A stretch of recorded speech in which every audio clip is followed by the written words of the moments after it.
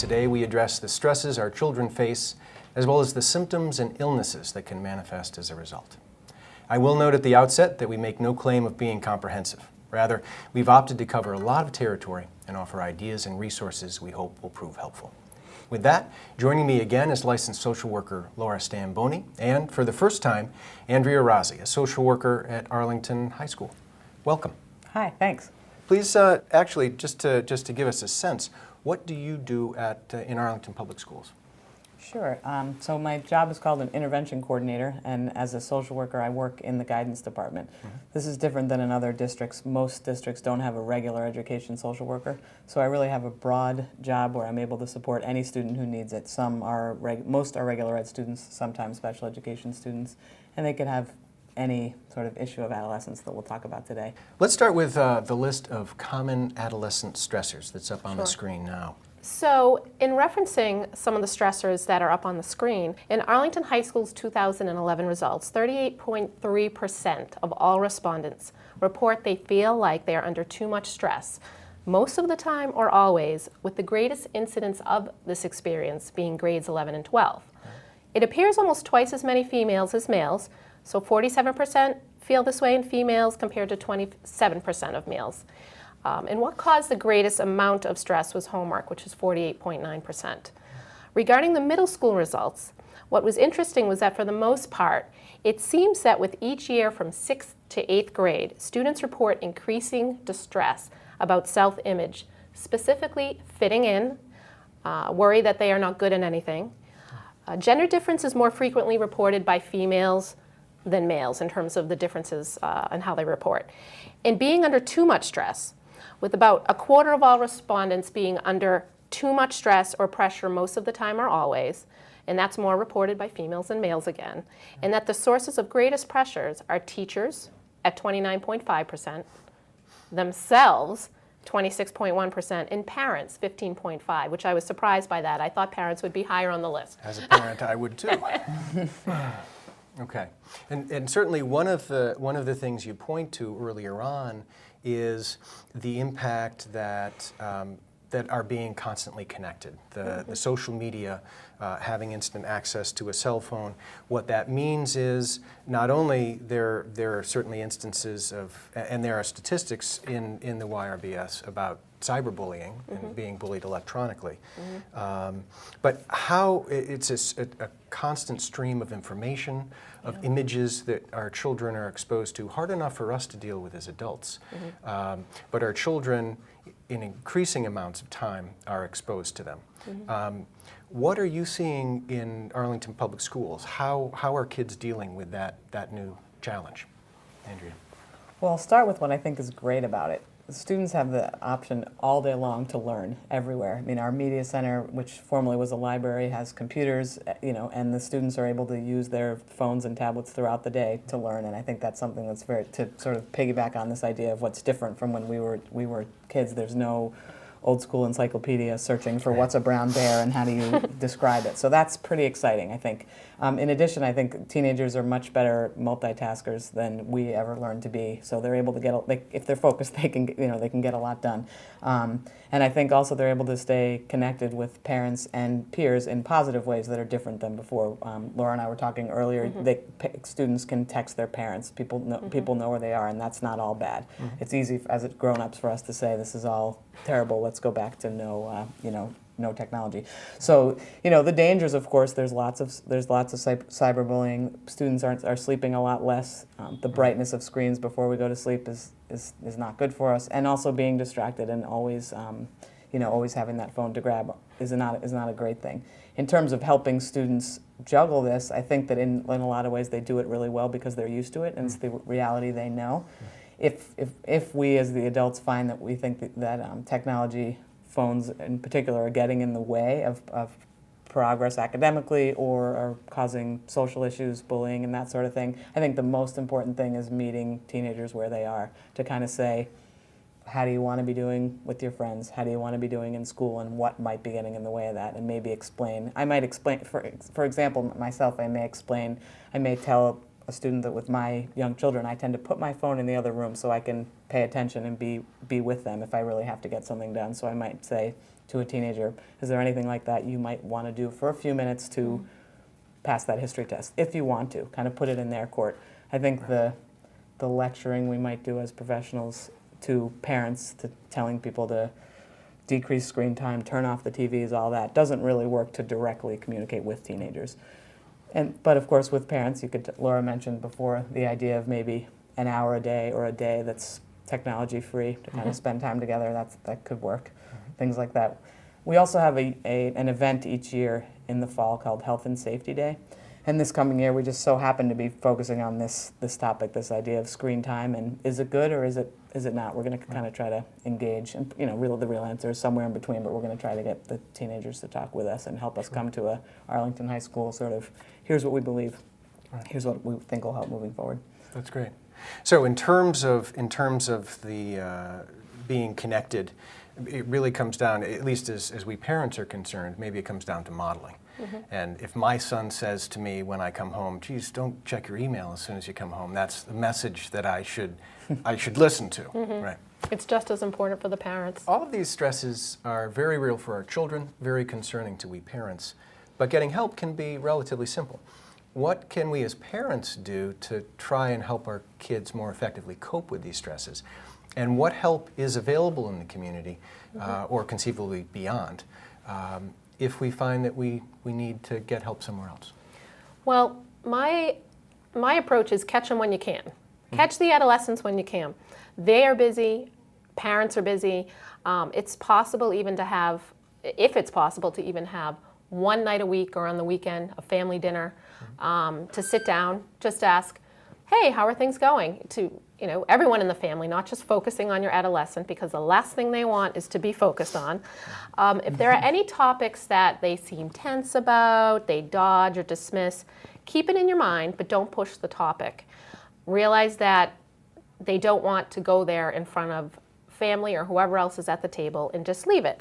So then, bring up a funny story, talk about something local that happened that was interesting, and later on in the next day or two, say to your adolescent, hey, yesterday I realized you seem a little bit tense and just wanted to know if, around that topic, if there was anything, you wanted to talk about, here I am. And just be non-judgmental. Just try to be as open, even if it's hard for you because you feel like you want to interject your lecture. As parents, we need to still model our behaviors, as we were just saying. It's important for kids to see the parents doing things to take care of themselves, to blow off steam, to deal with stress, because then that encourages healthy coping strategies. That's one way. Another way is if your teen asks for your opinion on how to handle a situation, if you have an example of a similar situation, then share that with them. Tell them the process you went through. If they have questions about it, answer it, because they're trying to figure out how to navigate making good decisions and problem solvings. And only if appropriate, use humor. Teens would prefer humor, but there are a time and a place for it. So if it is appropriate, use humor as you're processing this, this issue that they're having. And just help them develop the self-confidence, praise them, acknowledge them, any level of accomplishment, acknowledge it, because they're all important. Absolutely. In terms of resources Yes. beyond the home, Sure. Anything that you know of in the community or beyond? Yes, so there are guidance counselors, there are social workers like Andrea, intervention coordinators that you can encourage your adolescent to talk to in the schools or in the middle schools and the high school. If the issue the adolescent is having is beyond the scope of what they are able to address, they can access mental health professionals in the community, so they have resources. Many times, though, adolescents do not want to see someone at school because they're worried about what people will think if they're talking to the guidance counselor or the social worker. In that case, there may be references outside of school. Like I said, there may be clinicians in the community for whom they can talk to. You could also access the pediatrician, ask for any referrals they may have. And I'd say those are probably the two most easiest ways to find help. As has always been the case, prolonged exposure to stressors, will sometimes lead to unhealthy coping strategies and potentially illness. On the screen is a list of the most prominent and serious mental health challenges and illnesses plaguing our kids that again are referenced in the Youth Risk Behavior Survey. Yes. Let's take one particular stress that we spoke of earlier, the pressure to excel, and see how that, in its extremes, is playing out for our kids today. What are you seeing in your private practice, Laura? Well, I've seen a number of students, and again, I mostly see later adolescents, so they're high school students, that there's a lot of pressure to go to college right after high school. And a lot of times students are not emotionally ready. I mean, the age of 18, you're ready. We've talked about that in previous segments, that that's not necessarily the case. So I think that one of the areas is, you know, the pressure to go to college right away. They don't want to disappoint their parents because their parents have invested money and time. So they go to college and they're not emotionally ready. And another situation is they're able to assert themselves and say they're not ready. So where in the other case, a former case, they don't say anything. This case, they do assert that they're not ready. And the parents, you know, think that they're just nervous or anxious, and so they end up still going, and either still going and struggling, or they stay at home and they're watching their peers off at college. They're home, they're lonely, they're getting more anxious, more depressed, or even at school more anxious or depressed because they're not able to keep up. So those are the areas that I think that it can really be a struggle for students when it comes to pressure to excel.